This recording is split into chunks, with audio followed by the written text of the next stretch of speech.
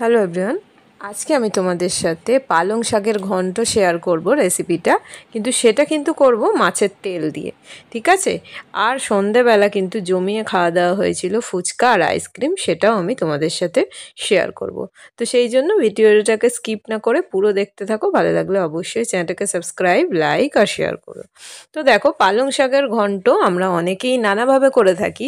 আমরা বেশিরভাগ অনেকে নিরামিষ করি। আজকে কিন্তু আমি এটা পেঁয়াজ দিয়ে কিভাবে করব মাছের তেল দিয়ে, সেটাই দেখতে থাকো। তো একটুখানি মুখ পাল্টে রান্না করলে আমাদের সবাইরই ভালো লাগে, খেতে কিন্তু অসাধারণ লাগে। আমরা এটা ভাতের সাথে খেলেও এটা কিন্তু তোমরা রুটি পরোটা সেটা দিয়েও কিন্তু এটা খাওয়া যায়। তো এই রেসিপিটা খুব একটা সুন্দর, একটা বেশ ভালো মজাদার রেসিপি। তো দেখতে থাকো আমি কিভাবে এই রেসিপিটা করেছি। তো আমি এখানে কি কি সবজি নিয়েছি সেগুলো তো তোমাদের দেখাবই। এছাড়াও বলে রাখি, তোমরা যদি এখানে আরও অন্য রকম কোনো সবজি দাও সেটাও কিন্তু তোমরা এখানে দিয়ে নিতে পারো। আর এখানে কিন্তু আমি পালং শাকের সাথে একটুখানি মূলো শাক ছিল, সেটাও কিন্তু আমি কুচিয়ে এর মধ্যে দিয়ে দিয়েছি। তো দেখো, প্রথমে আমি এখানে আলু, কুমড়ো, মূলো, বেগুন এগুলো কুচিয়ে নিয়েছি। আর এখানে আমি পালং শাক কুচিয়েছি, আর তার সাথে একটুখানি মূলো শাক ছিল সেটাও কুচিয়ে দিয়ে দিয়েছি। এখানে আমি শুকনো লঙ্কা আর পেঁয়াজ দিয়ে মাছের তেলটা দিয়ে নিয়েছি। দিয়ে দেখো, আমি কিন্তু যে সবজিগুলো কেটে রেখেছিলাম সেই সবজিগুলো দিয়ে দিচ্ছি। তো আমি কিন্তু দেখেছো শাকটা আলাদা কেটেছি আর সবজিগুলো আলাদা কেটেছি, কেননা সবজিগুলো আমি একটুখানি ভাজা ভাজা করে নিয়ে, খুব বেশি ভাজবো না, জাস্ট একটুখানি নেড়ে চেড়ে হালকা একটু ফ্রাই হয়ে গেলে তারপরে কিন্তু আমি শাকগুলো দেবো। তো সবজিগুলো দেওয়ার পর দেখলে আমি একটুখানি নুন দিয়ে দিয়েছি। আর তেলটা কিন্তু আমি একটুখানি নেড়ে চেড়ে নিয়েছিলাম, মাছের তেলটা। তো নুন দিয়ে নিয়েছি, নুন দেওয়াতে সবজিগুলো নরম হয়ে যাবে। দিয়ে আমি একটুখানি হালকা এটা একটুখানি ফ্রাই করে নিচ্ছি। শাকগুলোকে আমি ভালো করে ধুয়ে রেখেছি। তো দেখো, এখানে আমি একটুখানি দিয়ে দিয়েছি পেঁয়াজ বাটা। তো তোমরা এখানে পেঁয়াজ বাটা না দিলে পেঁয়াজ কুচোও কিন্তু এখানে ব্যবহার করতে পারো। পেঁয়াজ বাটা দিয়েছি, খুব একটা বেশি না, এখানে 2 চামচ মতো আমি পেঁয়াজ বাটা ব্যবহার করেছি। আর প্রথমে তো দেখলে আমি পেঁয়াজ কুচো দিয়েছি, সেই জন্য আর একটু এমনি সবজি দিলে গ্রেভি টাইপ তো হবেই, কেননা এটা শুকনো শুকনো হবে, তাও আমি একটুখানি পেঁয়াজ বাটা দিয়েছি। তোমরা যদি মনে করো পুরোটা পেঁয়াজ কুচো দিয়ে করবে সেটাও করতে পারো। তো শাকগুলো আমি ধুয়ে রেখেছিলাম, এটা একটুখানি হালকা ফ্রাই হওয়াতেই দেখো আমি শাকগুলো কিন্তু এর মধ্যে দিয়ে দিলাম। তো আমার কাছে যেহেতু মূলো শাক ছিল তাই আমি মূলো শাক দিয়েছি। তোমরা যদি এটা শুধু পালং শাক দিয়ে করতে চাও সেটাও করতে পারো, মূলো শাক যে দিতে হবে সেরকম কিছু না। মূলো শাকগুলো রেখে দিলে যদি কালকে শুকিয়ে যায়, সেই জন্য আজকে আমি এটা করে ফেলেছি। তো শাক দেওয়ার পরেও দেখো আমি একটুখানি নুন দিয়ে দিলাম। নুন আর ঝালটা তোমরা অবশ্যই কিন্তু পরিমাণ মতো বুঝে দিও যে তোমরা কতটা পরিমাণ রান্না করছো।